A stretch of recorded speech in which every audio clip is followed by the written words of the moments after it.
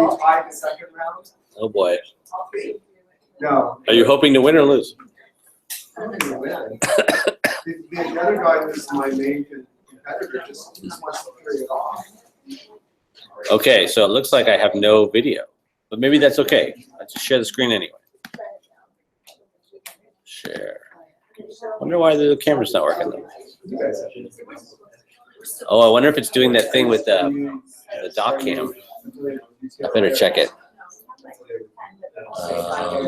How do I know?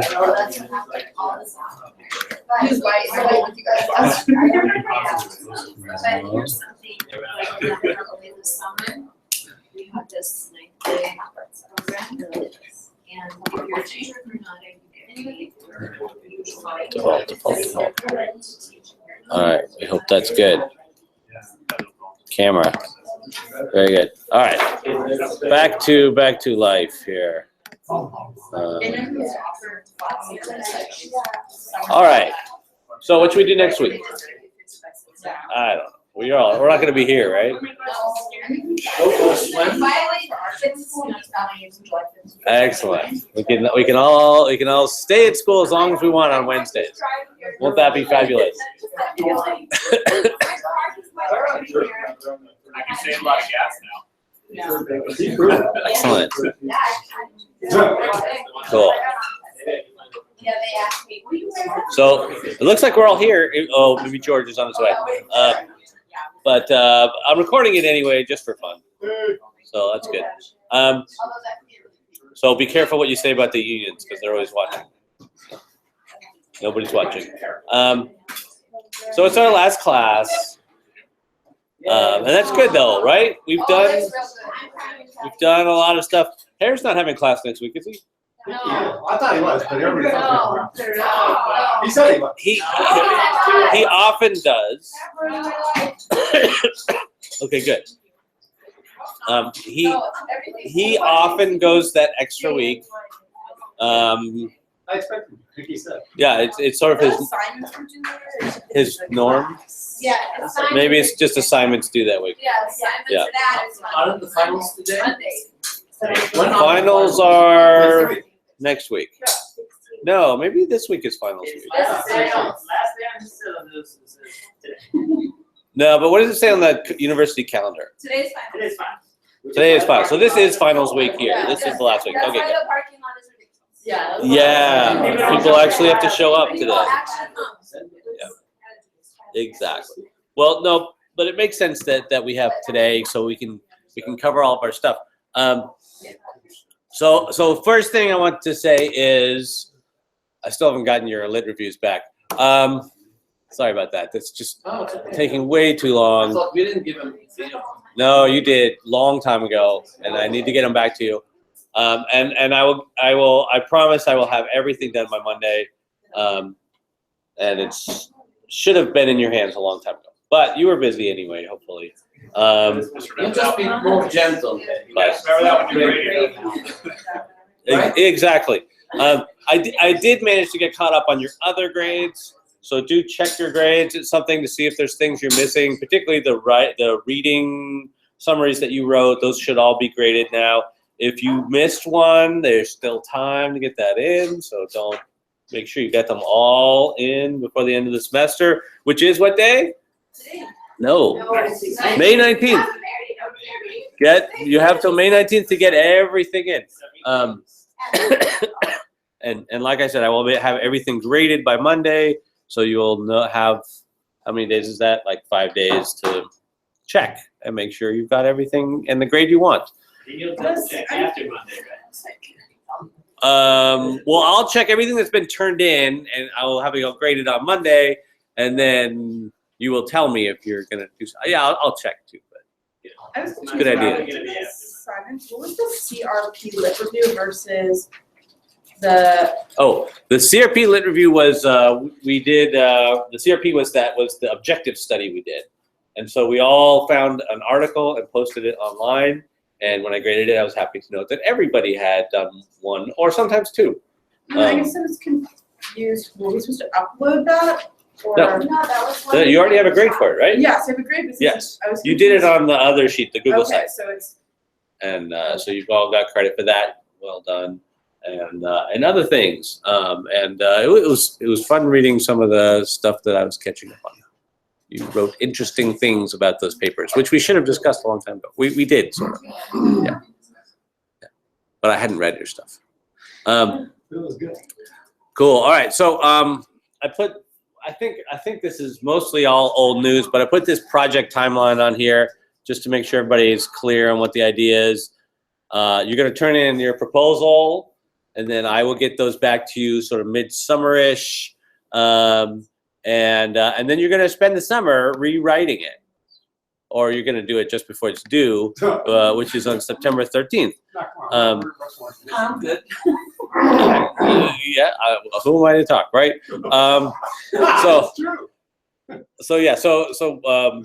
So at the beginning of next semester in my class, which is the 690 class, That's what we have to do.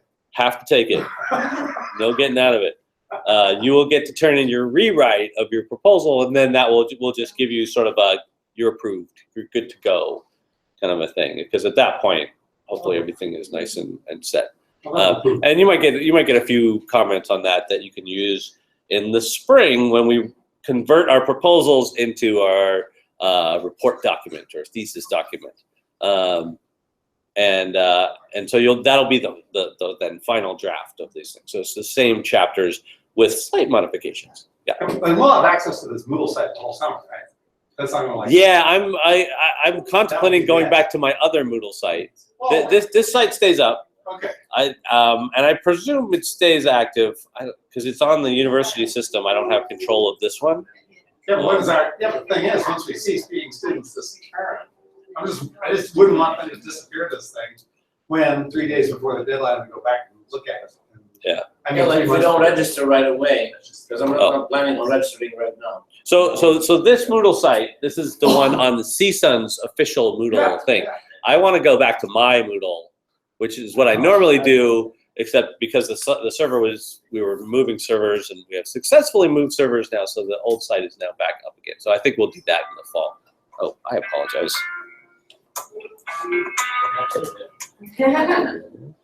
Yeah, he's really making us feel at home. Yeah, No. exactly. Yeah, What is the wiki? that's the Google site. Because we're using it kind of like a wiki, where we're all contributing to it. Did I give you a score for that? No. Okay, yes, for that, instead of that, we did the CRP lit review. So we don't have to do that. Yeah, so I don't think I'm gonna grade that. I'm not gonna, I think in past semesters I have. It's just like every class in the world. Is this on the test? Yeah. Yeah, Kurt, you were saying? Oh, yeah, what are the consequences of not contributing to one or two of those discussions? You lose a few points. It's 5 points out of like 200 and something. And have you, because I noticed What's the ones lowest A minus? that are empty for me, I actually did do. Oh. So- Can you send me an email about that? I'm not sure how I missed them. Sorry about that. Yeah, I have that. Okay. Is it all the same one? HP3 Unless you can and SQL Happy inject these Learn. Moodle databases. Okay. HP3 and Happy Learn. I definitely was looking at those. Well, those were some of the older ones, right? All right. Well, let me know. I don't. Hopefully, it's not the whole class. I don't think it is. Mine's are. Yes. Well, the discussion, right? Cool. Cool. Well, yeah. So yeah, if you see anything, just let me know. It's probably just a mistake on my part, and we'll get it. As long as we get it fixed by the 19th, we're all good to go. Yeah, you were. Yeah, I was just talking about the student's perspective, but it says empty next to it. So it's. Yeah, my was. Student's perspective. Oh, that shows up on yours? It's not supposed to show up. It's all that's hidden. Yeah. No, I wasn't. That was an old assignment. We're not doing. I didn't know that showed up. Student But perspective. it says empty. Yeah, it says it, but there's no. Oh, that's weird. See, yeah. So I have my side where I hide it, and so I thought that meant you guys wouldn't see it because it's been hidden all semester. Okay. Anyway, yeah. Sorry about that. Anything else on there that I should know No, about? we'll just email you for the link. All right. See, because I don't see the student view, so I don't get to. I don't get to see what you see. That's one of the things about these dynamic websites, right? Everybody gets a different view. So the wiki contributions We were doing a workshop on Google Classroom, and people wanted to see what it looked like from the teacher view and the student view. So someone brought their kid because they had a student account, so they could see both. So much for privacy. But sorry, Fadi, you were. The wiki contributions. That one we're not going to do. I'll take that one off. Okay. You did contribute.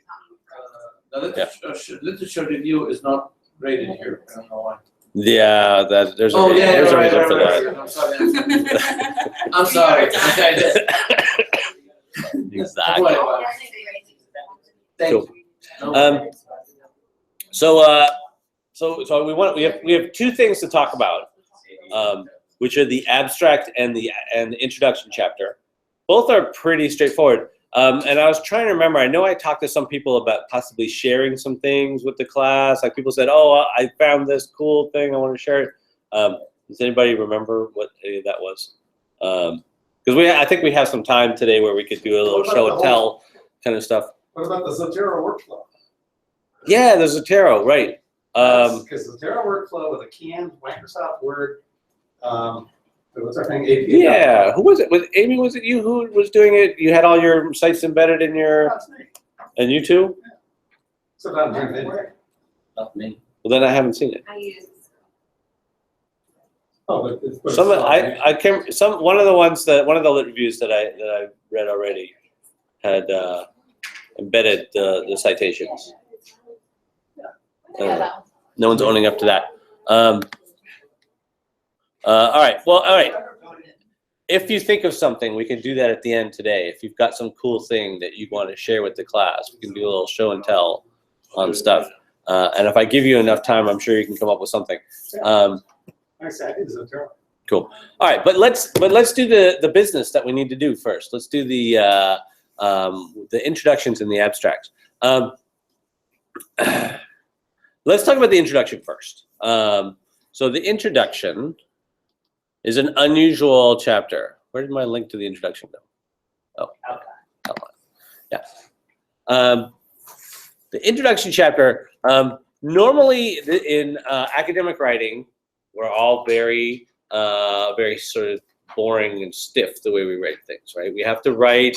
Typically, we tend to write things in passive voice a lot. I know your English teacher told you not to use passive voice, but in academic writing, that actually gets used quite a bit. So you say things like, the study was conducted, which would be bad in other things. But in academics, that's pretty normal. And part of it is that you don't use a lot of pronouns. You don't say, I did a study and I interviewed people and I will give my students a survey. You tend to say, the students will be surveyed. Like that. It's not a terrible thing if you use I once in a while. It's not the end of the world. And one of the places where people use I a lot is in the introduction, because the introduction is a little bit more personal. You're sort of describing the thing, and it makes sense to sort of give some personal anecdotes why you feel this is important. You don't have to, right? But some people want to describe why this topic sort of is meaningful to them.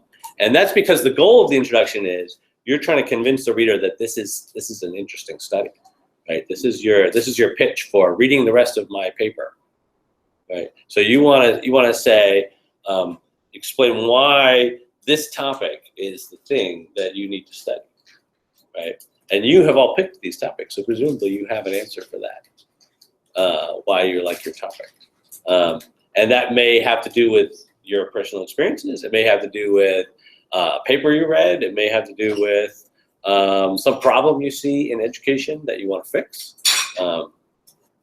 And so there's lots of different ways you can go about that. But some of those you want to describe your own personal experiences. So when you're writing the introduction chapter, oftentimes you do see people using the personal pronoun and talking about their own experiences. And that's totally fine, because that's sort of in the context of an introduction, that makes sense. Cool. There was something else I wanted to say about the tenses, but I'm forgetting what that is. Anyway. What are they saying? Catchy.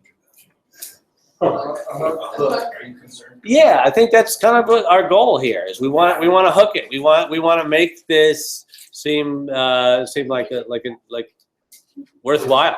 Jason, Right. if you want some ideas, I'll let you know. Oh yeah. I would. Wow. So, Confidence, I do not have. Can we put in data, like numbers? I mean, you wouldn't put in your findings, right? That would be premature. But like if you have data from a prior class, or somebody else has some data that was really interesting. Oh, I saw this study where like 95% of the kids learned what they were supposed to do. That would be fine. What do you have in mind? I wanted to, because since I'm focusing on students with learning disabilities, like a number of like how many students really like in the US are enabled and. Totally. Like you're explaining why this is important. Yeah. That kind of data, absolutely. That's kind of like the background information. Totally. Yeah. So I mean, part of it is you want to explain why is this an important topic, why this topic will lead to some good result or may have implications for the future of education. Yeah. So and because this chapter is really the hook, it can go different ways. Your outline can be different. So you see, there's not like a really detailed outline of what ought to be there. At some point in your introduction, you ought to state what your problem is, right? And I think it's a really good idea to have a research question, right? Now we talked about research questions a bit. Do people have a question? Sort of, I guess if you're doing more of a descriptive study, your question is kind of, how does this work? Or what happens when? And then in other cases, it's, if you use technology in this way, what effect does this have on learning? Something like that. That's often your research question. And some people have more than one question or questions. So you might have some multiple questions. So I'd want to do that. Often those research questions would go like at the end of the introduction. Right. What you kind of want to do with your introduction is introduce it and end up with the answer is we need to do this study and describing your study in sort of general terms. Right. So you're going to set up a problem, an issue, and then describe how you're going to investigate it or solve it, whatever the case is. So I take it the term research question is a pretty understood term in this line of work. Perhaps. Yeah. So your research question is the what you're trying to answer, right? And depending on what type of study you're doing, that could be really straightforward, or it might be harder to come up with. So I'd actually say, well, the research question here is. Yeah. So for example, the objective study. What was our research question? Oh, what the influence Yeah, is of objective. Yeah. That's what I said in my paper. Something like that. Exactly. Does that give you a good sense of where those come from? But I'm just saying, anytime I talk to a professor and say, well, the research question, they're all gonna go, oh, that's just a standard thing. I think so. Yeah. Can't speak for all professors. Some of them might be. Some of them might not know, but most should, because at some point they took a methods class like this one. Cool. So one of the things that I've seen in introductions is to say, so and so says this is an important problem, and unless you know so and so, that's probably not as convincing a hook as it sounds, right? I mean, if Piaget says, then okay, that sounds good. But if it's just some person you've never read says this is an important problem, that's not the greatest, most convincing reason to do that. So it's fine to have that, but I would try to have something a little more compelling in your paper. Right. Just in general, if you're using multimedia sources in your introduction, for example, Zuckerberg says on code.org that everybody should learn coding. Now, is that citable? Is that something you can run with? Yeah. You can cite it. You can cite anything on the web as either a web page or if it's some part of some serial publication. like it's a web journal or even, I don't know that we have a special way to cite someone's like, Facebook feed or something like that. That's how But you'd cite it as a web page. like code.org has these videos where you see a number of celebrities. Mhm. They're all endorsing learning how to code, Mhm. which is great to teach, etc., etc. And I'm Sure. in agreement with them, but how do I cite all of them? in one You would video? want to cite the author of the video, not so much the website that it's on. On right. code.org. So it's either code.org or if there's an author listed or a producer or something like that, you might do Like that. so-and-so Yeah, produced but a you video could where- cite a company as an author. That happens a lot, or a foundation or something like that, or even a website. You could cite Wikipedia.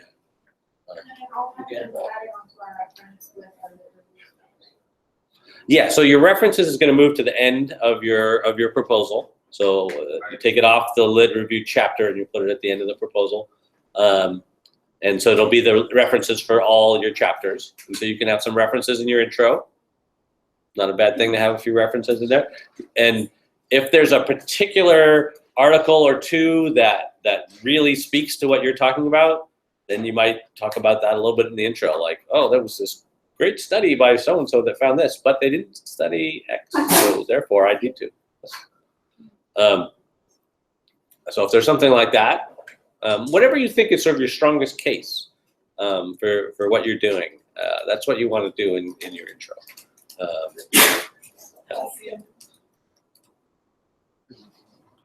Cool. All right. Well, let's take a look at one, and then we can sort of see how it's doing. So we've got our sample.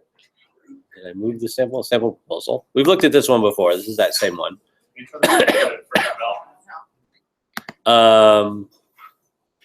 there an intro sample in there? I mean, is the intro you're doing the same for the development project? Oh, yeah, pretty much. I mean, you're gonna describe, a thing that you're building and a reason that you're building it, right? So just methods is the main difference. Yeah, the methods are gonna be the primarily different thing.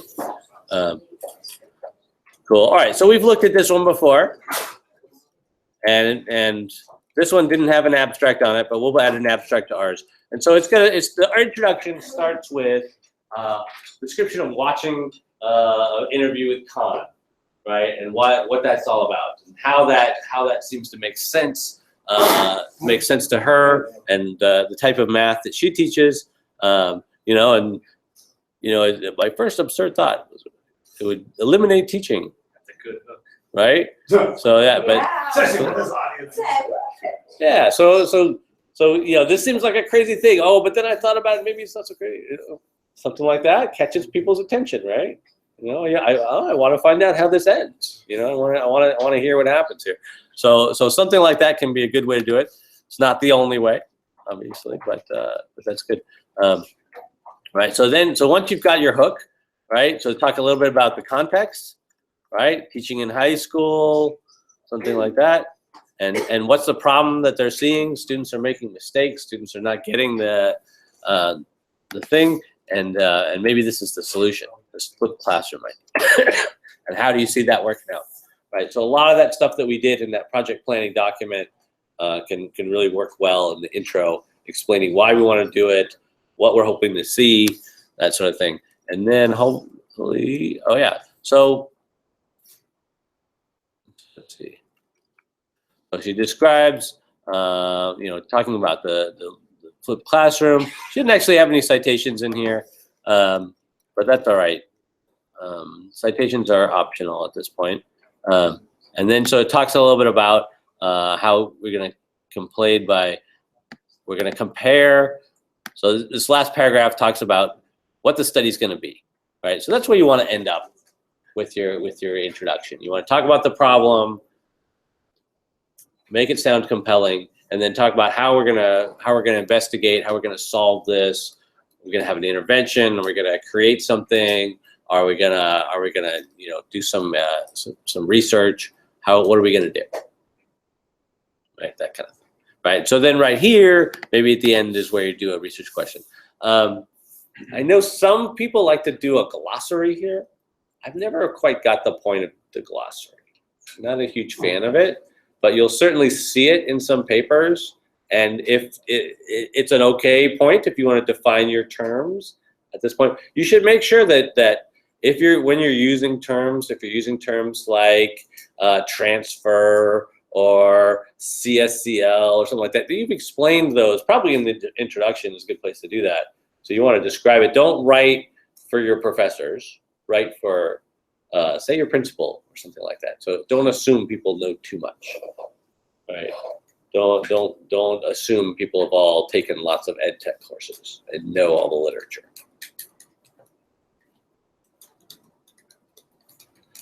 And so yeah, so explaining your terms anytime you use them, but often that's going to be in the introduction. So you want to make sure that's in there. So in the introduction, you put a title glossary and then you list them. Yeah, some people do that, and so I put that in here as an optional thing, defining key terms. You'll see that if you're looking at lots of theses or dissertations. People will do that.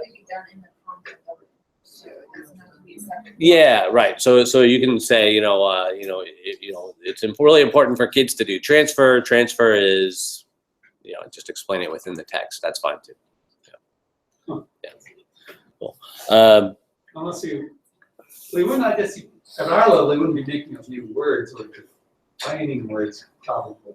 You'd just be using words that the non-specialists might not have seen. Right. Yeah. You say, I actually really like it if people are doing some particular way of teaching or a way of, if you've got some sort of new thing that you're doing, I would say put a label on it. Give it a title, right? This is the Bell teaching strategy, or something like that. Just partly because it's easier to talk about if you give something a name, right? You could just say, we're using this instructional methodology. We're using the BLT, Bell Learning. There you go. Yeah, BLT. The Bell Learning Theory says, right? It's a lot easier if you give it an acronym or you give it a name. You mean the study we're doing, give it a name? Not the study, but like your class. So if you're studying a class or your approach to teaching technology, you could describe that as the AGBU model or something like that. Yeah, exactly. Yeah. So anytime, and if you've got something that's kind of unique, just go ahead and label it. Just to make it easier to talk about, and maybe it'll get famous. Probably not. And come up with a really cute acronym. What was the one I heard today? There's some nonprofit group called KYDS, KYDS, and it was like keeping youth doing something. Like, oh, that's a great time. So yeah, come up with a cute acronym like that. You'll be famous. Cool. All right. How long should the outline be? I mean, not outline. How long should the introduction chapter be? Page or more. Couple pages, 3 pages. If you want to write a long story, it could be 5 pages. Doesn't need to be. But you're setting the context. I think 1 page is probably too short. You can't do it in a page. Can you do that? In a page? I don't think you can. I was single spacing that. And the abstract is not included. Yeah, abstract will be on its own page. We're going to talk about that next. But any questions about introduction chapter? So 2 pages for the. 2 pages is good. 2 Oh, pages. this one had 2 pages, right? It's the one I think we said. It's the one that says. And that's size Well, 12. 2 pages, and that's even good. They'll often be longer than that. So this is a good example. It's not one really a good example. It looked like a good example. I hope so. Did somebody just change the link name? That's Chip's name on there. Which Oh, one? we had commented, I think it was Mike. Which one was the good example? And it literally said a good example. If you click on the examples. Oh, yeah. That was just the. Really good intro, but that was single Back on your space, methods page. 3.5 pages. On the. Wait, where? Back here. On the methods page. Yeah, if you're, click the. Oh, examples of intros. Oh, yeah, I'd forgotten about this page. Oh, look at that. It's like. But. And I posted it. Yeah, it looks like a single. Well, he's got hook. It's First just a line, single man. space. Yeah, look at that. Historical context, reference. Oh, this is chips. It could be. What's Yeah. his Yeah. name? If you read through it, it sounded very much like. Yeah, what you yeah. just described. Mm. It's gotta be chips. And the fact that it's in Granada Hills / charter school. Right. There's only one. Single space. Yeah. So that's too long. Don't do that. So Yeah, much somebody really had good. commented that it was too long. But it was very detailed. Yeah. That's why I was like, is it Yeah. really good or is that just a good title? That's just I thought it was a overdoing long it, title. as far as Well, I'm it meets the concerned. Density metric. Yeah, exactly. Oh, let's look and see what else is here. Oh, that's good. Maybe it's Let's see. This is the same one we were looking at, right? I read through it. Oh no, this is a different one. Oh. Different flip class one. He's been. Oh, he's. Cool. He's good hooks. Mhm. Training and writing hooks. No, this is the same one. How? Oh, this must be a later draft. 'Cause Yeah. This paragraph is added. That makes it. And even more, it's like a double hook. Yeah. Because the second sentence actually wasn't that strong an opening sentence in my opinion. Yeah, I Mm, watched sentence. gotcha. Yeah. Yeah. All right. So that's the same one we were just looking at. Yep. Yeah, See if we have some other. Oh, Yeah. cool. Yeah. Excellent. So some examples of more hooks here. Oh, run-on sentence. Yeah, you shouldn't read Yeah. it for grammar. Yeah, you know, I look at the ones we're seeing, because these are all people at our level. Mhm. I'm not sure that's the original formatting. I have a feeling some professor probably cut it and pasted it. That's my guess. The methods people. No doubt. Cool. How many there are? Yeah, but I mean, I think you can see that definitely for the length and the sort of the chapters that are the paragraphs that are there, you can kind of see. So something about stating what the problem is, possible solution, more about the solution, and then the study. Cool. And this is you can tell this is a thesis introduction. What would be different here if it was a proposal introduction? It's for future. Yeah. Oh, yeah. Right. So the study was conducted with students. So we're not going to write that. We're going to write the study will be conducted with students in an 8th grade English class. Cool. Oh, great. That's a student understanding. That's a pretty tall frame. Great. Everybody's just bored with 5% Cool. improvement. In the intro, are we stating where we're doing the study and who the study involves? Because don't we explain that in the methodology? That should be in the methods. I mean, you might. What I said here is you're going to briefly describe something you find in the literature. That somebody has done this before, or somebody's done something like that, and then briefly describe what the study is going to be. So we're kind of giving a preview of what's in the lit review and what's going to be in the methods chapter, right? So we were sort of foreshadowing. Is that the right word? Yeah.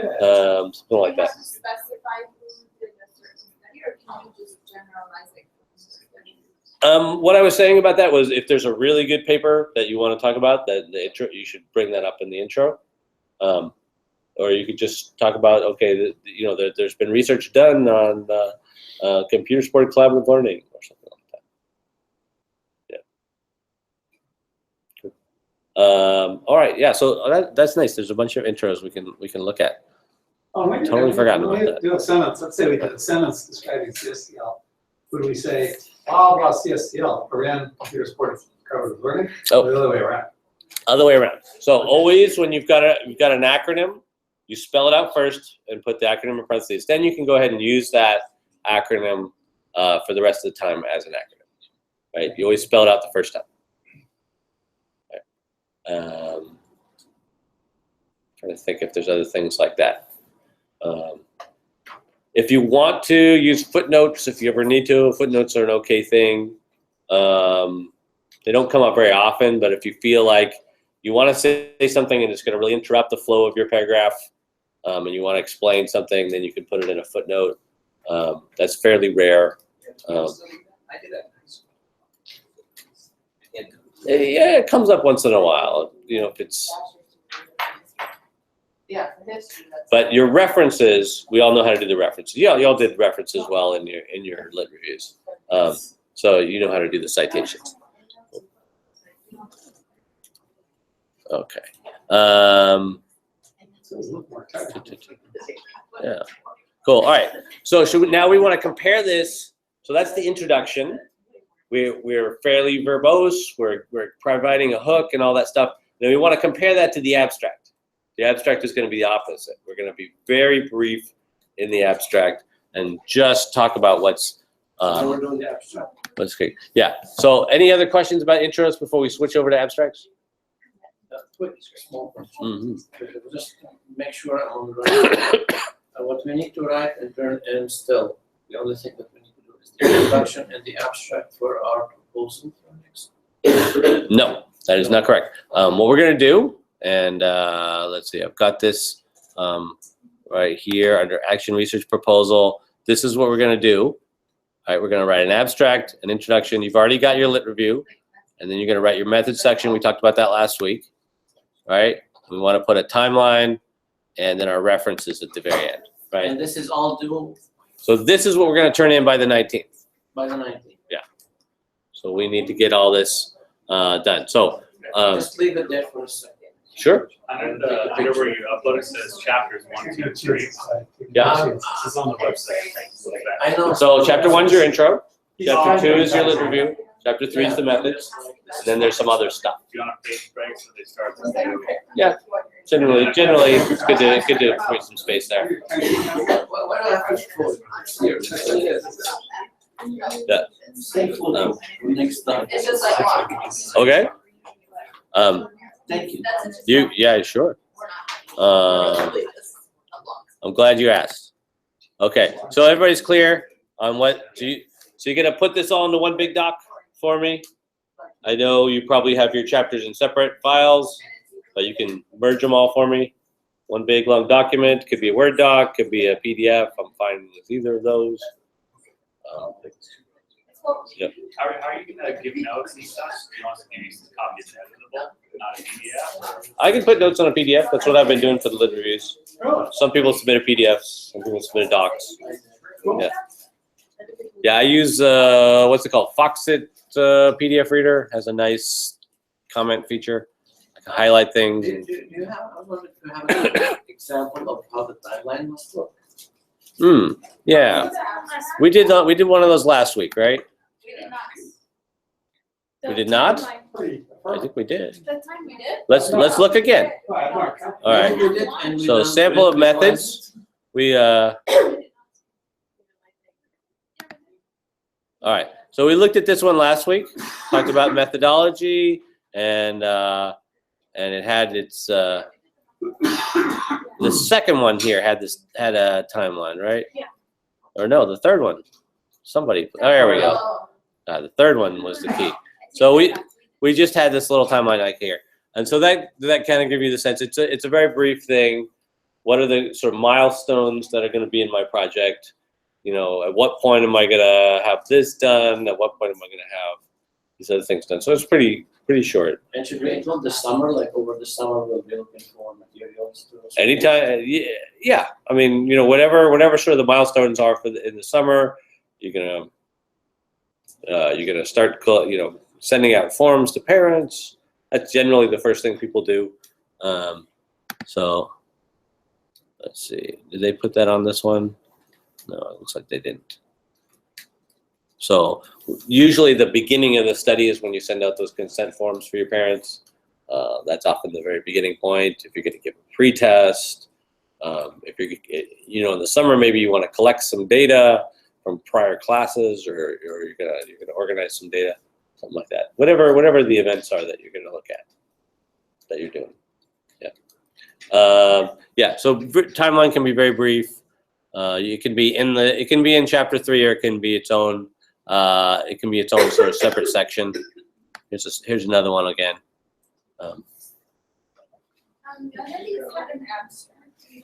Yeah, we didn't do abstracts last time, so I want to add that because I feel like The only time we ever did an abstract was at the very end, and people needed some practice with it. So that's why I'm bringing in the abstract earlier this year. Yes, great segue. Like it. All right, cool. All right, so in writing an abstract is kind of a different thing. It's not quite a summary. It's definitely not an intro. And usually it includes your findings, like what you conclude. We don't have findings yet because we're still at the proposal stage, but we still want to write an abstract, and that'll be something we can work with like that. So I've got a link down here at the bottom. If you came early, you might have to refresh your page because I just added this link at the last possible minute.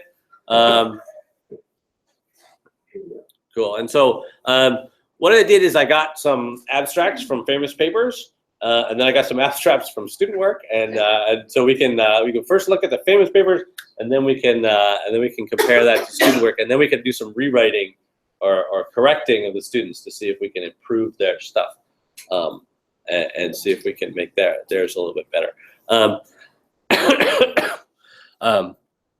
So let's see. We've got this first one here. This is Carol Dweck's paper about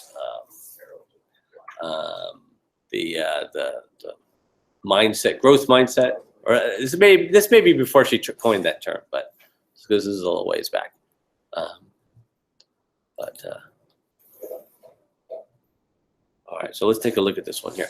Now notice the tenses that they do and describes. I mean, that's not normally how we write. We don't start with describes in very sort of passive voice, no pronouns kind of thing. So we're talking about the study. Some people would say this study describes, or this paper describes. Some people just go describes. Just start like that. That's good. Exactly. Because in abstract, you're trying to blast through and see if there's anything. You have to have a really good writing style to start like this and pull it off. I'm not sure I'd call it a good writing style. It's a very specific writing style. Writing abstracts it's a different kind of writing than other things. Yeah. It's not very literary, for sure. Don, you were? Yeah, I was just gonna ask, doesn't have to do with the actual written part of the abstract, but you mentioned on the website something about making it blocked. Oh yeah, right. So often people would take their abstract, and this is usually in the context of another paper. You do double justify, and then you'd indent it from the rest of the text. You indented that much.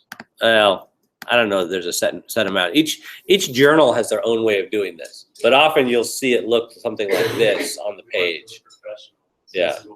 That's how Right. Now we're gonna, because we have a pretty long document, we're gonna put an abstract on its own page and do a page break after it. Yeah.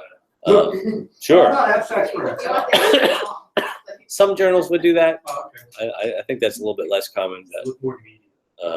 I don't know, for some reason they love doing the double justify thing on the abstract. because It kind of drives me crazy. that's what people read, like, they don't read the actual paper, they read that, so you can find it fast when you're. Yeah. No, definitely. The abstract is most read part. You only usually do that if it's, published in a book or a journal, Mhm. like for us, we don't need to. It's- No.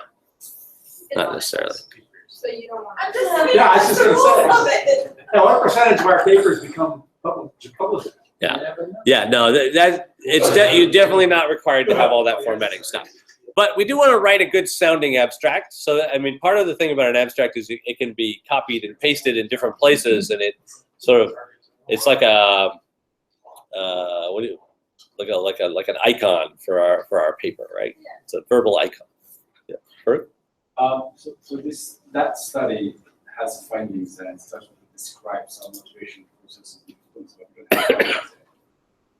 Right. So how you can start describe or will describe or will Mhm. try to describe. So for a proposal, you would say something like, describes a study to measure something. So this is how we want us to start, like with the word. You don't have to. So I got a couple of examples here, right? So that's These are classics. These are regarded. classics, absolutely. So that's Carol Dweck. This is a paper by Strike and Posner, not quite as famous perhaps. Conceptual change in science learning. So they really coined this term, conceptual change.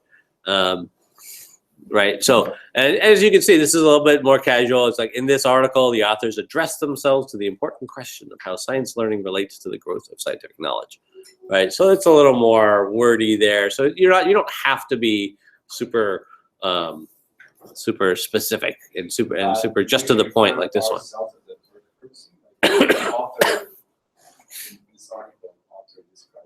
That would be how it's done in an abstract, right? You're abstracted from your paper, right? So you're describing what the paper is, right? What is this paper? So here we can see they didn't use any pronouns at all, and here they've got the authors address themselves, I right? have my students write abstracts in notes. Mhm. I'll have a document, they'll do all the document right at the end, so okay, now. Mhm. Yeah, it's small.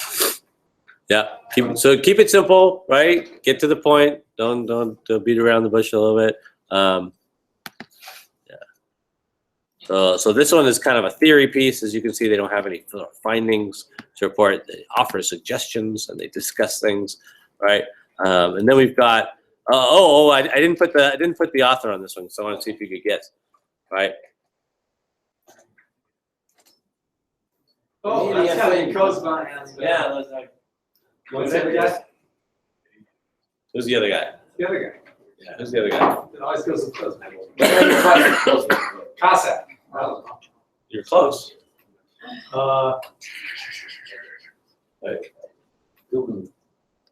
Right. So again, this is very much that sort of cut and dry thing. Recent meta-analyses and other studies of media influence on learning are reviewed. That's what I'm saying. Yeah. Who's that guy? Cosma. I should give tests in this class. Leo, Kozma. And I'm sure it's somewhere on our I think website. it's Cosma. No, it's Cos.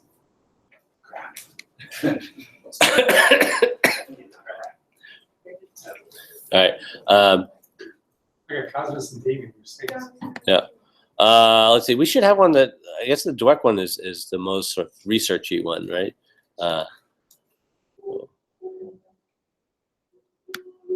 Oh no, that doesn't really have research in it either. Clark. Clark, you found it. All right. I found it too. Let's find out what's a famous study though. Like superheroes? Yeah. But not too dark. You can't go like Einstein. Okay. DNA. Watson and Crick. There's an abstract on top of that. No, that's not a research study though. I'm trying to think of a good. All right, so who did the memory limitation stuff? The 7 plus or minus 2. Not Shannon. No, that's clearly not it. Oh no, I'm forgetting. Miller. No, Yeah. Okay, wait. That's not the search term. Search term. Yeah, there we are. Oh wait, that's not it though. There. Boom. One of the most highly cited papers in psychology. Right. Which one is it? Miller. Cognitive. George Miller. Oh, here we go. Imagine number 7. That's the one. All right. So does he have data on here? There you go. It's really grown up one. All right. Yeah, that's a real short one, huh?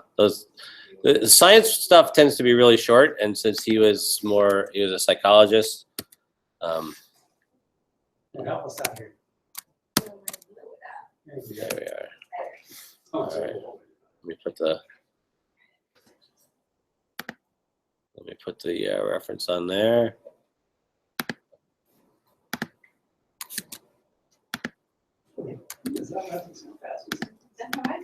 Yeah. All right. So here's more of a researchy one.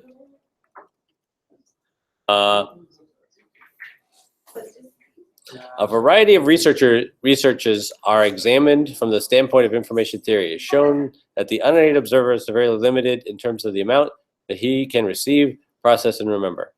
However, it is shown that the various techniques, e.g. use of stimulus, dimensions, recording, number can be broken. Strangely, it doesn't have the number 7 in the abstract. Yes, it did not do that. But he did put it in the title, so you got that. Oh. Cool. All right, so let's take a look at what the students did with this, and see if we can improve on their style a little bit here. So we've got is it 2 or 3? Just 2. All right, two abstracts here. First of all, what do you see about the student's abstract? Really long. Yeah. Right off the bat, purpose Yeah. of the study. No, I get that. Yeah. Group in front. Mm-hmm. Yeah. So how can you lead that? The effect of flipping a math question is examined. Cool. All right. So let's see here. Should we try and do a rewrite? So this is 18 people. Yeah. How do we? So the abstract should be like the synopsis for a movie, right? Sure. It's your elevator pitch or something like that. Well, maybe not exactly, because again, you don't put your hook into your abstract, No. right? We're just getting to the results here. Cool. Although sometimes people will start with a sentence that says, there's a real crisis with kids not learning stuff. Say something better than that, and then they'll move on from there. So you could put a little bit of a. You can put that in the abstract? Yeah. That's a real crisis. What are we gonna do? I don't know. Whatever we do, we're gonna do something. All right. It's demonstrated that we have to do something. All right. So how can we start this better? We'll just do this as a group, right? What's a good way to start this one? Purpose of the study to examine the flipping of a math class on student comprehension test scores. Yeah. So what do we start with? Get rid of it. Start with the effect of flipping. Effect. Oh, the effect. Affect. Yeah, the effect. Yeah, the effect of flipping a math classroom. Yeah. Flipping with a PH.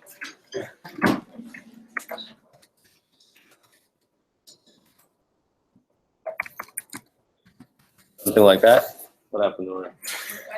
Turn blue for Oh dear. a brief second. All right. Cool. So flipped classrooms has an effect we're gonna study.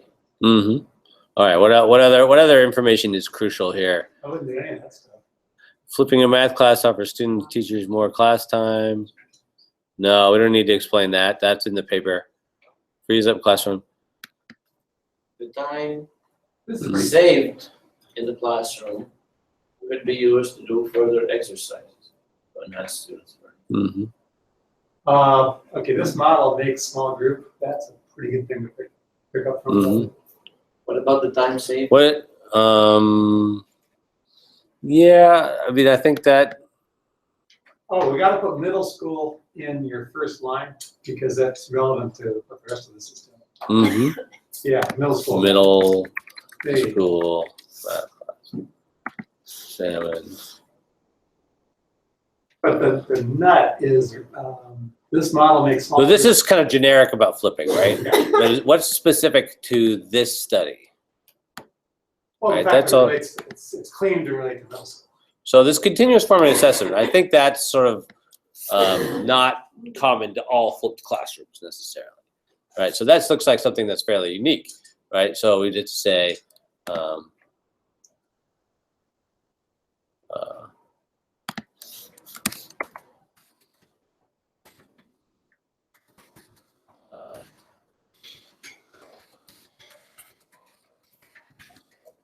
did she say? To check for student understanding.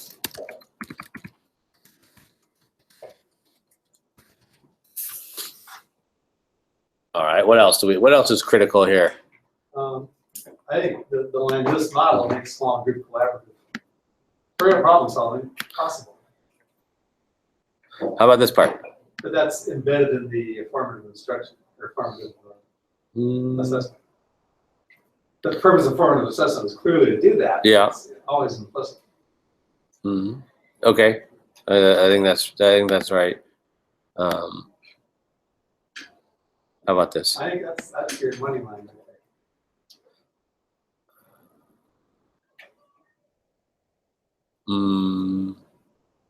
Okay.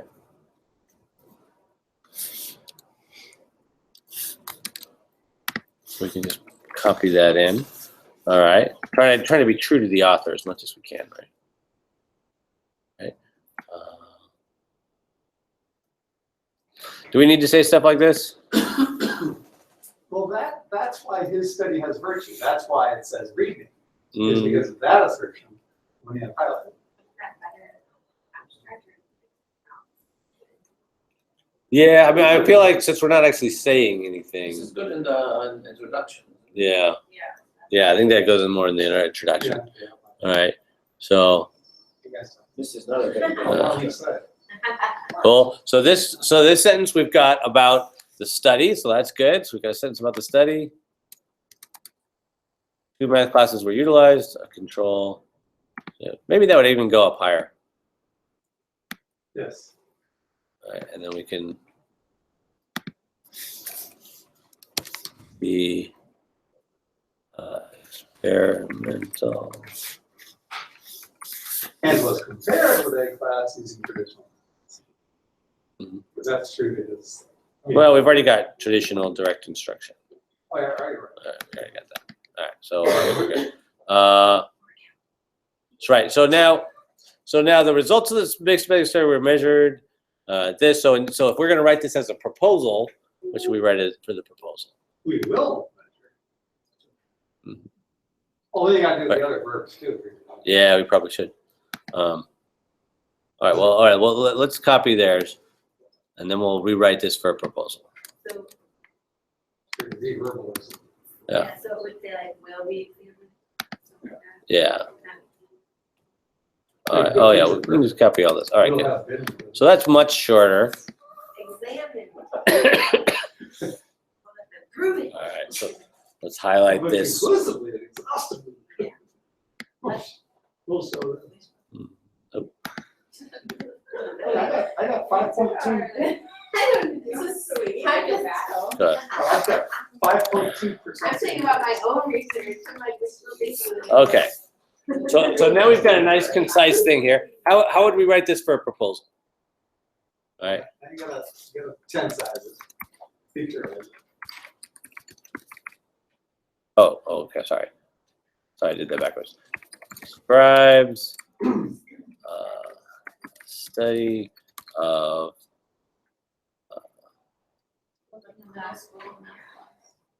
yeah. Hey, so, Instruction using something like that. We should include Sorry. flipped middle school classroom. Mhm. That's a whole different. So, yeah. That's a good place for it, because that's staying Well- true to what he's doing. Well, The fact okay. nobody's done this. Well, what about this? So 2 math classes were good. We could put it in here, right? Yeah, as long as it's somewhere. All right. So we'd say 2 middle school math classes Will be used. will be used. Good. I like that.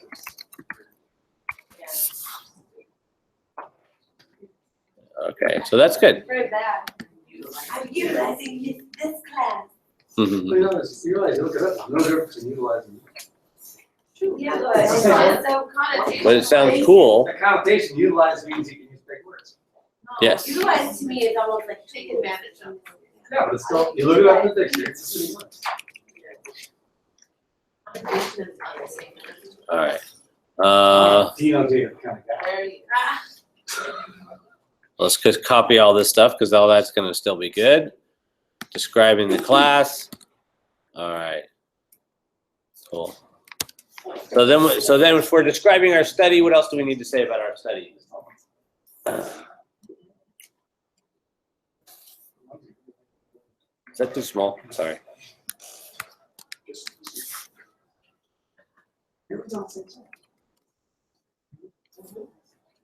It's a past tense, that sentence. Which one? Mental class utilized continuous Utilized, yeah, that word. Oh, So- Will use. well, use. All right. Will make instead of makes. That- Although to check. Makes is kind of okay. Yeah, it's not all makes motors. Yeah. Okay. To check student understanding is technically redundant, because that's the definition of formative assessment. But how precious do we want to be, I guess? Yeah. But you call it a check for understanding. All right. Yeah. So we should probably also say something about how we're gonna assess this, right? Right. Let's see. Was there anything in here about this? Or does anything? So it says the results of this mixed measured quantity by comparison of pretest. All right. So we can reword this into sort of a future tense thing, right? Sure. So. All I gotta do is say. So we can just start with this mathematics study, right? Will That's true. Will measure. measure, yeah, good. That's much better. Quantity by. We don't need quantity. Yeah. Oh, you got a quant, that was really good. Yeah. See, this is a highlight thing. Everybody's. Well, then if you're trying to get it down to like, Mhm. Yes.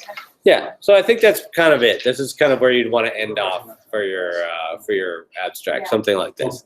All right. So if we let's put this in another color. Is that true? I'm not a writer. Where did my This class is nothing. all right. Good. So then we have a pretty good example of what we did there. Well, all right. Does that give people a pretty good sense what we're trying to do? Yeah. Could be pretty short. Yeah. I mean, once people have worked on their paper for a year, they tend to write more. Because they get kind of excited about it. So yeah. So you can tell it got written later. Yeah. Cool. Cool. So yeah. So here's another one.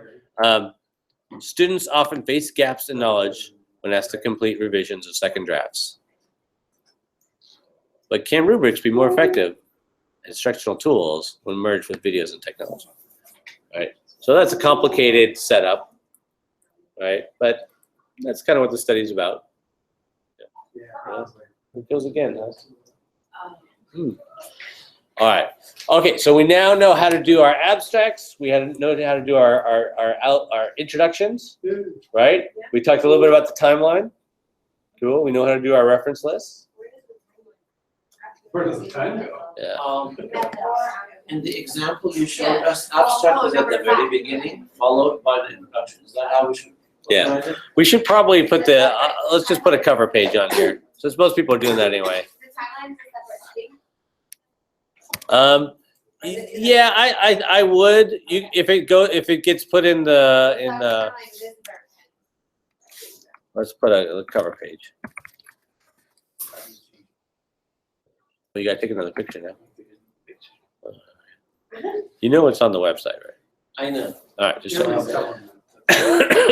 Yeah. all right. So if we do a cover, I mean, a lot of you did cover pages already, so that's great. So a cover page in abstract. Start with chapter 1, and do put a chapter label on it, right? Yeah, this is introduction is chapter 1. You don't have to call it chapter 1. You can just say 1, right? Are you gonna have any tables or figures in your paper? Probably not yet. Not until I get some data. Yeah, you might. I mean, if you have a picture, if you find something on the internet, you want to put it in. That's great. Just label it. Anytime you have a picture or a table or anything like that, it needs a label. And basically everything gets labeled as a figure or a table. Right. So any picture, any graphic, just a box with text in it, that would be a figure.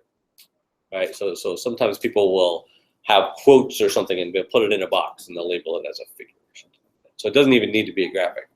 But everything is either going to be a figure or it's going to be a table. And what we do is we label them with a number. And so we'd say figure 1, figure 2, figure 3. Sometimes people get fancy and they'll say it's chapter 1. So I'm going to say figure 1.1. And then when I get to chapter 2, I'm going to have 2.1. As long as we can find it, it doesn't. And notably, we have no table of contents here. No table of contents for this one. We'll get that. We'll do that at the end. Oh, okay. That's all. Too formalized. Or no running header or anything like that. We don't need to You do don't that. want to run again. But That's my APA. I know. APA thing gives me running. I'm gonna have them. All right, fine. You can have a running header. It's all good. But we don't. I'm not going to worry about that. Good to put page numbers. Most of you do that anyway. Page numbers are a good thing. You should have it on your cover page. What's on your cover page? The page. Start with one on the cover. Really? Is that the standard? That sounds ridiculous. That's APA. All right. You're pushing back now. See, APA comes up with some weird stuff. But anyway, that's all right. We can live our page. Cool. All right, so we put it all together, and I realized that you're all very busy and you've got a bunch of other stuff going on.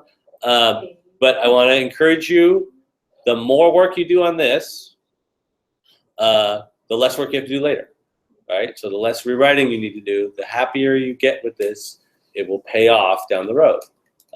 So feel free to take extra time and do a really nice job on your proposal. You're going to pass the class either way. Yeah. Just letting you know. And hopefully everybody will get an A. But if you do a really good job, then you're down the road, everything is easier. So that's your motivation, not so much the grade. Yeah. So do people at our level ever get these things published, or versions of these things published in real places? Definitely could be. You see something real. Yeah. No, we don't publish it, CSED, because it's not a master's thesis. It's true. But if you want to do a thesis, you can. You probably should decide that fairly soon and do it. I'm not encouraging that, but a few people have said I really must do a thesis, I must have and done this.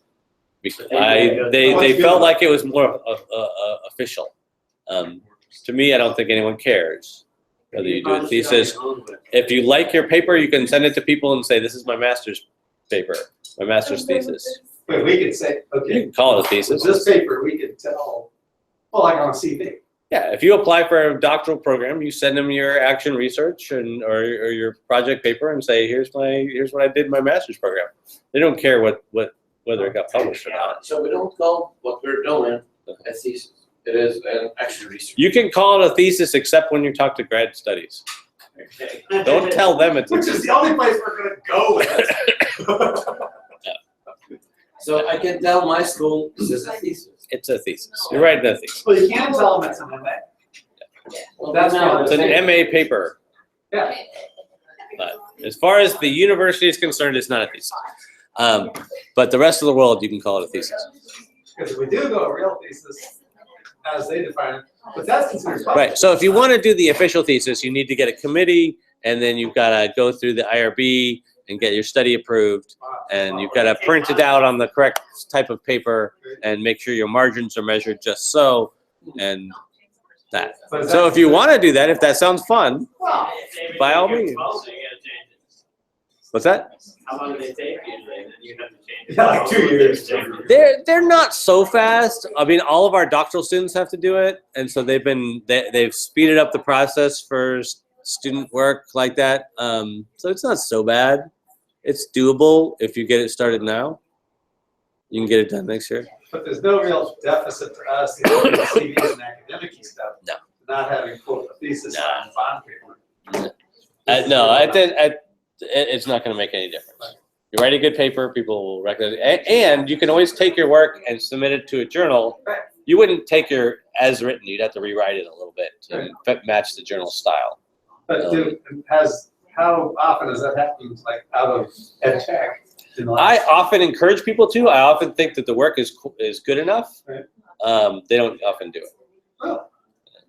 Yeah, we've had a lot of really good papers. In fact, we had the science folks had their poster fair on Saturday. I should have invited you guys to come so you could see it, and they did a fantastic job.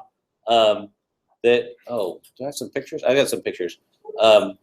For some reason, we didn't record it. They gave some really good talks about teaching science, and most of you are not science teachers, so you wouldn't be as excited about that part. But they were interesting research talks, and you could see the kinds of findings that they had.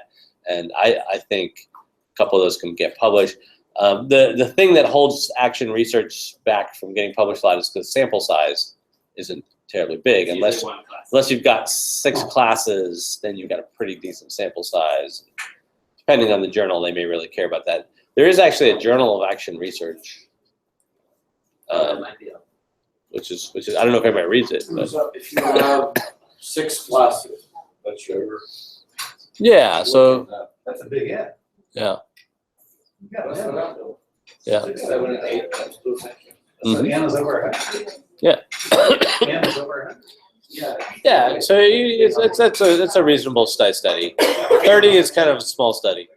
So So I might Get have a this. shot of calling it like thesis. yeah.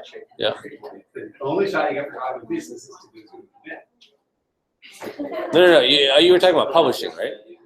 Well, I mean, I'm. You hoping could do to a go thesis. into- They don't care for doing a thesis. You can have any number of things. I'm just gonna turn that I up. came to get a PhD at one point. That's sort of like what I want to do. Yeah. That'd be possible to use. Yeah, I mean, they're gonna want to see some writing sample anyway, so you got to give them something to show. Yeah, something to show them. Cool. So I think that covers everything that we need to do in here. Cool. So now I'm gonna go back to that thing I was talking about before. Are there things that we should share amongst ourselves? Because I haven't given you a lot of times to share things that you're working on or stuff you do in your classes or other things like, or things that people found to help with research. We did a little bit of this, but yeah, the Zotero still doesn't work on this computer. People have it working on their computers. And then Yeah. you feed that into these You want it? plug-in and Word Cool. using the Word abstract for APA. Well, show us. Well, it'll take me 5 minutes to set that. Oh, you don't have it on that computer? I have it, I just gotta set it up so I can not waste people's time on someone's screen. All right. Yeah. I'm just scared to automate my citation. On what? Oh, really? What was wrong with it? The formatting was wrong, like they didn't Not have, like, APA. we're missing some stuff, and I was like, what the heck, that's not right. Hmm. And then I had like other people. Well, sometimes the record is incomplete, and so things are missing. Yeah, so I had to like. So that may not be necessarily Google Scholar's fault. It may be that they're using faulty data. But I had to like double check. Interesting. Yeah. If you have a really old version of the APA, it still tells you you're supposed to underline like the title of a journal, stuff like that. Yeah. I always think it's funny to see things like that because they go back to the days of typewriters before we had italics, before we could just say Command I. Yes. Yeah, totally. And I'll go I think the projector will work. It's a little testy today. It's given up. Yeah. It's ready for some. Look at that shimmy it's got there. That's really something. You want to plug that in? No. What kind of a plug do you got? Oh yeah, that'll work just fine. All right. Sorry, I've got an encroach on your HDMI space. adapter someplace here. Notice how I just moved your phone. Oh yeah, totally. May I take your chair? I'm not gonna take forever. What are you going to show us? I'm gonna show how I grade my essays Oh, in cool. Google Docs. Who needs? It's really convenient and I'll explain why. That sounds interesting. Yeah, automatic acceptance. Oh, nice. So, I've been doing this. Well, you haven't told us what's good about it. Well, I like it because, I may just have to show you, but there's this add-on that's available in Google Docs, and this is for grading essays. I'm doing a lot of that, and it takes a long time, but it's really beneficial.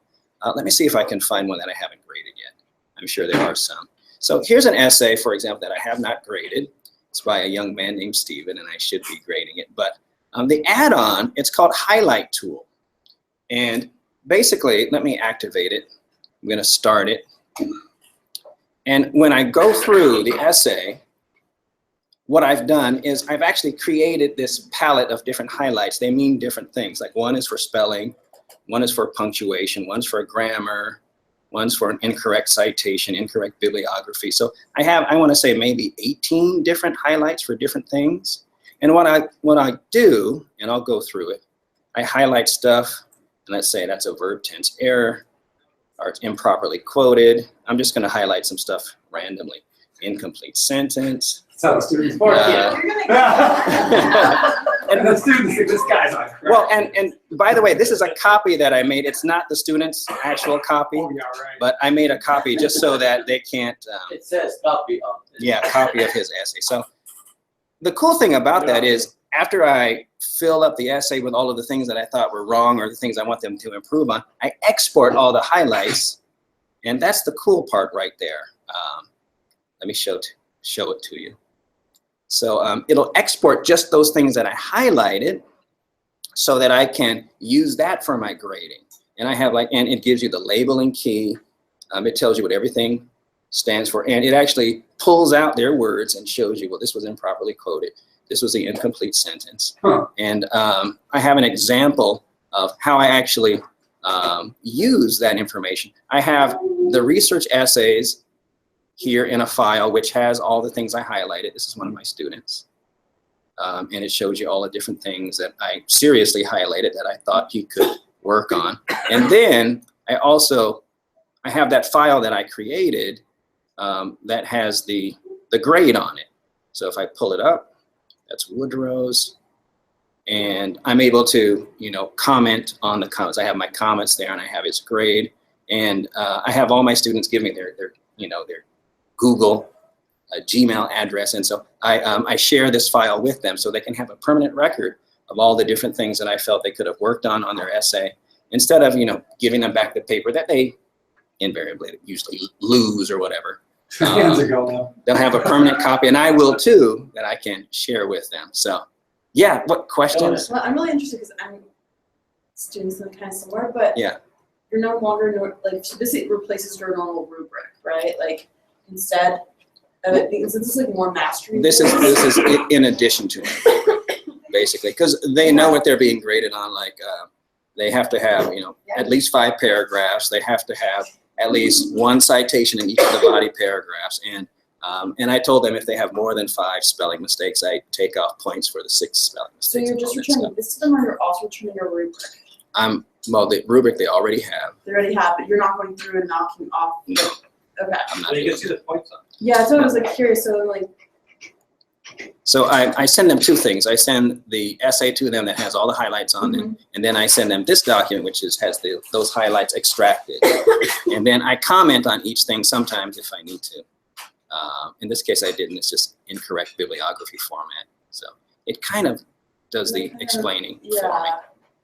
But and it has the labeling key in the beginning. I just started using this week, and I found that it's pretty useful. No. Fadi was next. Would it be useful to fish out certain things that are missing? In your opinion? For example, if you ask them to define something, Yeah. or explain the process, and you sort of created a rubric for it, do you foresee it usable? I guess. Is it useful for you, maybe? I mean, It- social studies Could as you well. could you explain it a science. little bit more? What do you mean fish out? What does that mean? I mean, if the question is describe the design process in engineering, let's just say, and this is a process they study, they know how to define the problem, come up with alternatives, etc. If I create a rubric for keywords, and then every time they're missing it, I just highlight it, and I Well, you- assign numbers to it. How could you highlight if they're missing it? That's exactly my question. How would it know what is missing? That probably wouldn't work for that. Yeah, probably not. I mean, this is great for English. Yeah. You can't highlight what's not there. Yeah. The dog that does not bark. Or you can highlight a place where you think it should be.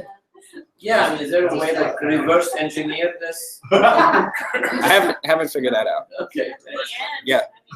Does your school have a subscription to it? I don't think Mine so. does. Does it do something similar? This particular tool does not. Because Trinidad has, aside from technical plagiarism, Yeah. for grading essays like this, it has very, very powerful tools built into it. That's pretty cool. I don't think they do. That's a little common. I wish they. I usually just copy and paste this into a free plagiarism program and check from that, but we don't. Plagiarism program, by the way. This is the first year we're about to turn it in. Really? I found one. I mean, it's not as great as Turnitin, but What do you use? well, I don't know. I don't know the name of it, but I just Go back to your A lot of add-ons. times so I can just see stick the it in add-on. Google and it'll pop up. I haven't found an add-on that a free add-on. You have access to it through No, oh yeah, system. but go back to highlights. Oh, highlight. Yeah, we have turned in and access to Dues. system. Whichever one it was, Down if to you do the screen on the side again. Yeah, yeah. Does it start? No, it does. What do you mean? Yeah, just start. I love it. Okay, that gives you the submenu. There it is. Okay, so what you do Yeah. is you click on the text and then click on the yellow or red. Is that correct? Exactly, Or other way right. around. Let's say I Okay. highlight this, Text first. and then I determine what label I want to get. Like wrong word. Sure. But by the way, you have to create your highlights. That's the Yeah, one yeah. thing. I created my highlight library. Let me show you what that looks like. And the tool again is called Highlighter Library. It's called Highlighter Tool. So that's very important. You have to create your highlight library so that you can add this on to other things that you're grading. I found that out the hard way. Yours are pretty fine. Yeah. You've got, well, I get that, but there's a pretty high labor coming in there. Yeah. But the communication is super clear. Yeah, I like it. I was, I hope it's okay to say this, but I just met with a parent today, right before I came here, who said, you know, my daughter didn't get her essay in, so she daughter gave it to me in Google Docs. I graded it 5 minutes ago in class and emailed it to her. Yeah, Donnie, yeah, please. I've been patiently waiting. So this looks really cool. My one question is this, so like, if you're giving this back to your students and Yeah. they want to go ahead and make those revisions. Yeah. How does that look? I don't give them the opportunity. You don't give them the opportunity. No, I don't. Well, This is like- Final grade. yeah, this is like the final I can grade. see how this could be extremely useful in the development. Yeah, well, you could actually very easily give them the ability. You just allow them to edit. Now, so if you were to show this back with them, could they easily erase these highlights or if they're, They- I don't know if this is just. Well, that's a good question. Yeah, it is. Well, it's a good question. If they use the add-on, Well, I'm wondering if like you just, because it's his copy of these there, because he's sharing it with you. yeah. I don't know if this is just like, Well, no, this is actually my copy. I made a copy of his. So do you make a copy of all your students when you do this? every single one, yeah. You can't just use their copy to. I could, but I want to prevent them from changing it. That's the kind of thing, because I had a student try to do that too. It'd be nice if there's something to track their revisions. I had a student, I emailed her grade, she got a bad grade. And immediately I got 10 emails of her requesting access to me. But no, this was something that we worked on and we did different drafts and all this stuff. And, you know, once they sent it in, I told them, you know, Now, you know, it's all or nothing. if you use Doctopus and distribute it to them that way. Yeah. You can block it from them, so that way you can make copies. Is that right? I like that. I might give that a try. Can I use Doctopus and highlighter too? I probably can. That's I'm doing my. That's fancy. I'm doing my thing on rubric. Oh, really? Yeah, because I want to like measure against people rubrics. That's a good question. Can you use more than one add-on? But now I'm thinking about adding on this or how that would I'm interact. sure you could. I'm sure you could, because I could close this. Google Extras went into this. I'm sure, but Donnie, I think you could. You could use this highlighter tool and then also use, that's the question, can you use more than one add-on? I was I'm saying, I pretty was trying to help your workflow out. I appreciate that. Because if you use Doctopus, you can distribute this to all your students with their Gmails. Ooh, I like that. And then you can cut off the time you put on the stop working. So that it automatically changes the permission from them to you, so you don't have to make extra copies. You don't flip I love the it. folder. I love those ideas. I might try that with my kids. I may try it. I may try it with the 40 essays I have remaining. Well, one thing I'm noticing is you can use this for research too. Yeah. A lot of what we do with like interview data and stuff is we want to categorize. Yeah. Well, here's an example of them talking about, you know, whatever the subject is, here's an example of them being empowered, something like that. And you could use the same sort of tool, just to highlight that, and it gives you that nice result printed out. I love it. I just want to show you the add-on too. It's free. thank goodness. It's called highlighter tool. So highlight tool, sorry, and it has the education label, and it's Maybe find been getting good compare reviews. Using feedback from Highlight Tool versus Kubrick and seeing what the, You can share Google Drive. Yeah. oh, maybe I'm changing, because before I was gonna be like my samples maybe paper versus Kubrick, maybe it'll be Highlight versus Kubrick. Ooh, new project. I'm glad to contribute to your research. Uh-huh. We'll see. But I just wanted to, I was really excited about this. I had one of my special education assistants, she asked me, special education teachers, do you have any writing evidence that I can have for a student who I have an IEP for? I said, sure. I sent her a copy of the Google Docs. She personally came up to me, oh my God, Mr. Black, that was the best thing. I can keep that forever. And she was just, because we don't normally have a way of showing, delineating all the different things going on inside a student's writing, but she was so thankful, and so I was just glad I was able to give her that copy. So if you wanted to put like a positive highlight on there, Yeah. what color would that be? I usually save that for my comments, like I told, so I guess I don't have a positive. I wish there was an emoji sort of highlight, but I just tell the students straight out, you did a great job, except all the 80 things I but you could, though. You could very easily do that. And, I should have thought about that, but yeah. Very easily, you just create, and let me show you how to create a new highlight. You open up your highlight library, click the plus, and then you just have to hope. Here's the thing, though, and I learned this the hard way. Nice point. You have to make sure that it's a different color. If it's the same color, then it's going to group everything of the same color together. You can. You just click on the color and then you go to town. You just have to make sure. It can be a similar green, but as long as it's just a little bit different, that's fine. So what's the positive color? Would it be green? Green. But I have another green. Let's make sure it's different. I'm just eyeballing this. Yeah, it looks different. So nice point. So there you go. But the ability to extract just the things you highlighted, I love that. It makes it easy to see. Yeah, it's kind of slick. That's all I got for you. Well done. Thank you. Thank you so much, Jason. Just read your project. It's just so exciting. Thank you. Cool. Anything else that, who's got something they want to demonstrate? Pro writing aid. I have a bunch of scratch from my students. Oh yeah, the students have been scratching. Do you have any good set of instructions or anything that? Instructions on scratch. Have you used? I have, things from studio. Oh, have you used? Was it Dr. Scratch? Dr. Scratch? Yeah. No. Dr. Scratch it's an interesting idea. I'm set to go. What is that? So, Yeah. oh, this is the Spanish one? No. Somebody made this back at the beginning of the semester when we did Scratch.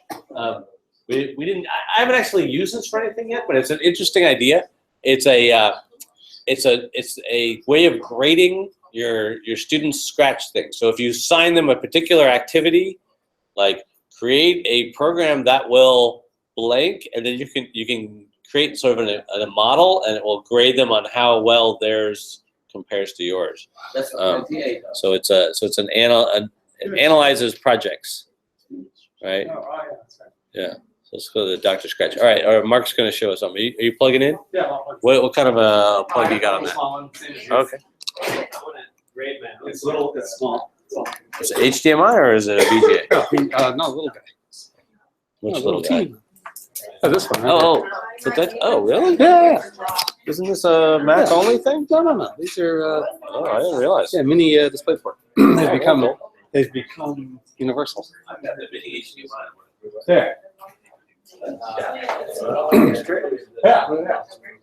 Oh, high res too. I should have done high res, but that's good enough. This will be quick. Kyle. Okay. We good. Mark's gonna show us how Zotero is supposed to work, that I was not able to demonstrate. Supposed to. Okay. Oh, so what happens is Zotero is a plugin that's free, and it can go into.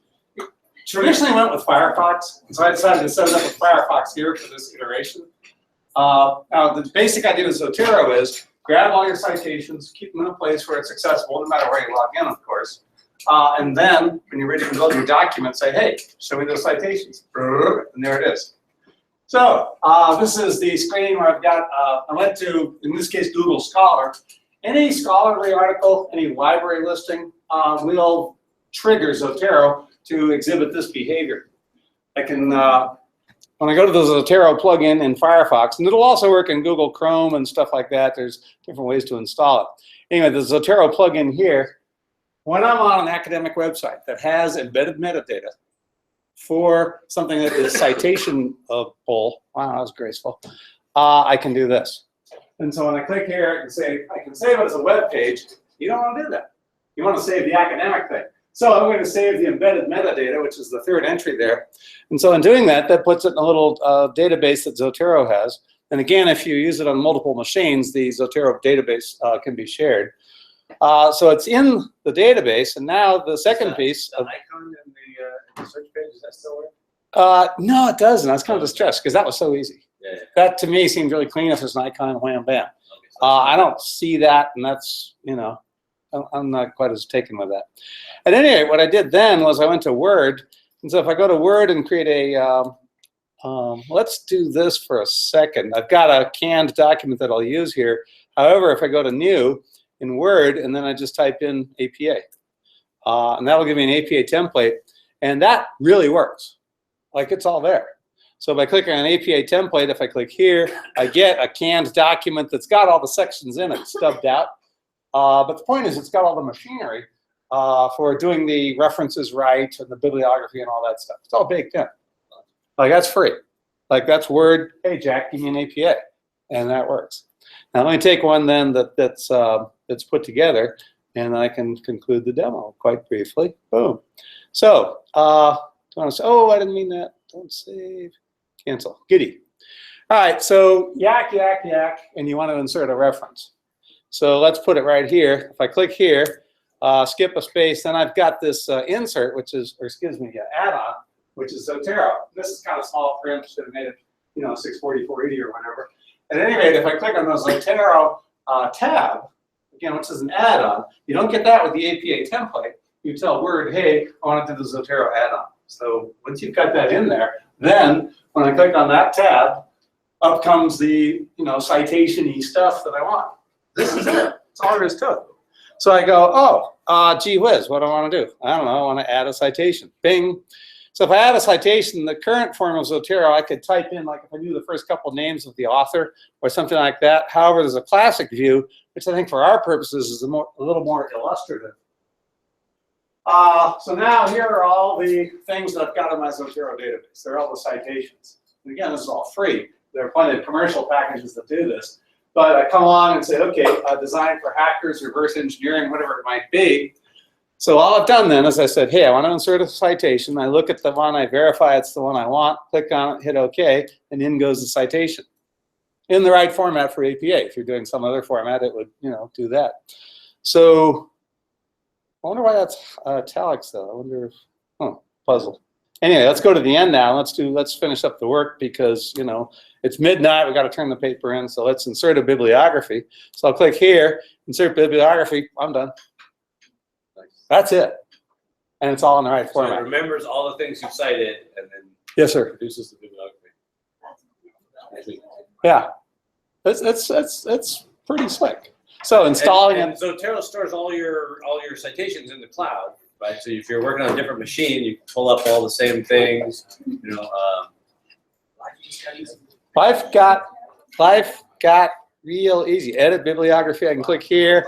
I can add. I can fiddle with the bibliography and tailor it and all that. I don't care about that because all I know is that whatever I've inserted anywhere in the document, whether it be in the introduction or whatever. No, it's available for the others. I just did it in Firefox for the demo because that's its oldest instantiation. And I just wanted to, use like the basic form. But yeah, you can do it in Chrome. Here's the trick if you do it in Chrome. What happens is Zotero installs in Firefox by itself, but if you do it in Chrome, there's a program. I think the way it works is a program that runs in the background. Okay, which again you download from Zotero and it's free. But this thing runs in the background, and that is the little engine against which Chrome. And there is a what do you call it? There's an add-in in Chrome, but the add-in doesn't do it directly in the manner I just showed. It interacts with this little engine, but to the user it doesn't make any difference. So yeah, Chrome, as far as I know, Internet Explorer, whatever it might be. But I'll tell you what, like the last paper and this one I've been doing this time, just hitting that button is just supremely satisfying. Hit it again. I did that just before. You know what's kind of funny about this? Oh, there we go. So yeah, if I, okay, we'll do it again. Okay, there, boom. Replace this Zotero field. Oh yeah, it turns out if you do Control Z, there's actually quite a few little things it does behind the scenes, I assume. So a single Control Z doesn't get rid of the bibliography. Right there it is. Okay. Yeah, I just love the heck out of it. It just makes it so easy. Okay, any further questions? Thank you. Boom. And actually, oh, thanks. As much as anything, what made my day was getting the APA format thing from Word.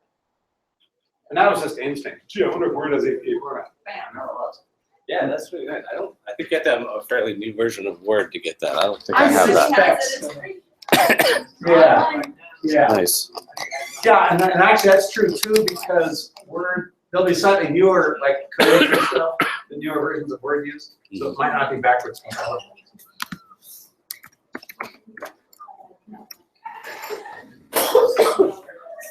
Right. So this is their page, and I think they have it. Yeah. So you got Chrome and Safari here. If you download it as a separate program. But I mean, what I'm not comfortable with is having this add-on on my browser all the time in my face. Well, Zotero is hidden except when you go to an academic page, right? Then it pops up and says, "Oh, do you want to grab this?" Well, it pops up. I mean, I had to do an act, but and I kind of think on Chrome it may behave the way you and I are expecting. I know, but I kind of like to keep my browsers add-ons free. Oh, actually, I'm using Zotero for the paper, and I use Chrome for everything else. Yeah. That's a good point. Yeah. Cool. Yeah, and then if there's a paid version that really gives you powers in the cloud and stuff. Yeah. We're about to demonstrate how Dr. Scratch does its evaluation. No, I was just showing you that it's there. Okay. I don't know how to do it. I haven't actually done it yet. Yeah. Yeah, I'm having trouble installing. That's what I should go to. Yeah, that's the whole version. You just add it. It's installed Dr. Scratch, or you just put the URL and it will do it. Those are good questions. I don't know. Yeah, I'll check. Yeah. I'll have my students work on it. They love Scratch. Cool. Okay. Anything else we want to talk about before we break for the summer? We will miss you. Oh yeah, I'm sure. Well, actually, we got what's your office availability on the next? 0. This week I have virtually none. Next week I've got plenty of time. So that's just the way things work sometimes. Yeah. Oh, so you're sort of around during the summer. And I'm around a lot during the summer. We run workshops and various things most of the summer. So. Hey, are we getting noticed sometimes? I'm not seeing very many EdTech emails anymore.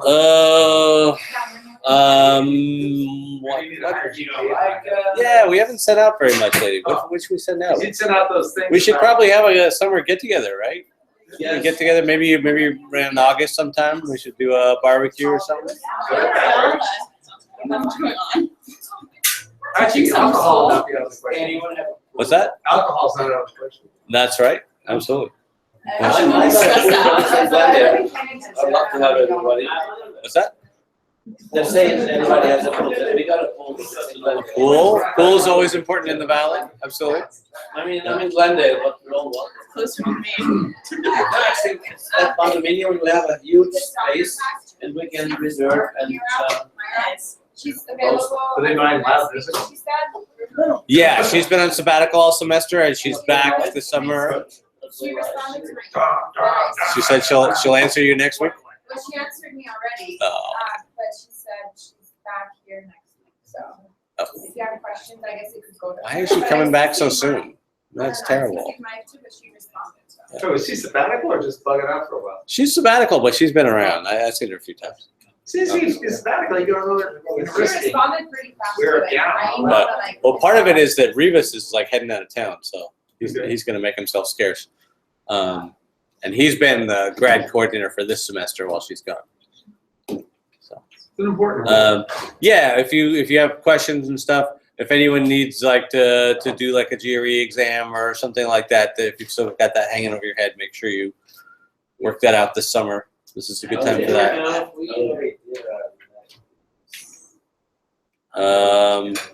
There's that thing called the DPR, the Degree Progress Report, and you can check on there.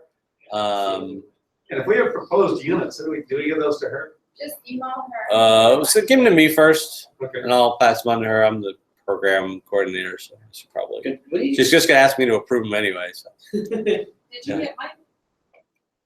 I emailed you. probably. Yes, you go. I have a bit of an email backlog that some people are experiencing. Could we schedule a If meeting it wasn't with you urgent, today? I probably didn't respond quickly. Can we schedule a meeting with you now for some time later next week, kinda like. Yeah. Yeah, you can definitely do. Send me an email. We'll set something up. We'll be around. Right, you prefer to do it by email? Sure. I know. What is technical garbage? I want to find out about, Well, my guess is he's not going to be as fast as Mira is. Probably the fall, but you can email him. I had to talk to him earlier this semester, so he's available. So who's, I would have talked to him before actually. so would you be the kind of the main guy to talk to then as far as trying to soak up that 6 units, whether it be, what do you call it, 699s or whatever? 699 is an independent study, Right, right? So if you want to do this independent study, all you need is a faculty advisor. So it could be me, could be Hare, could be Chang, could be anybody. right. Whoever makes the most sense, or whoever you can convince to supervise you for no pay. First, professors and anything? Not for independent studies. They keep saying that one of the other departments, somebody made a big grievance about it with the union. But as far as I know, we're still not getting paid for it. Every department does something different, and we just decided it was too much paperwork to bother with the tiny little amount of money they were offering. So, Oh, which is fine. I don't mind doing them at all. In fact, independent studies are great because often people are doing interesting stuff that I need done anyway. well, do you have a, well, like I say, those of us who are looking to soak up that 6 units, okay, so the thing to do would be to meet with you and say, okay, I'm thinking of doing this, or whatever it is. Yeah.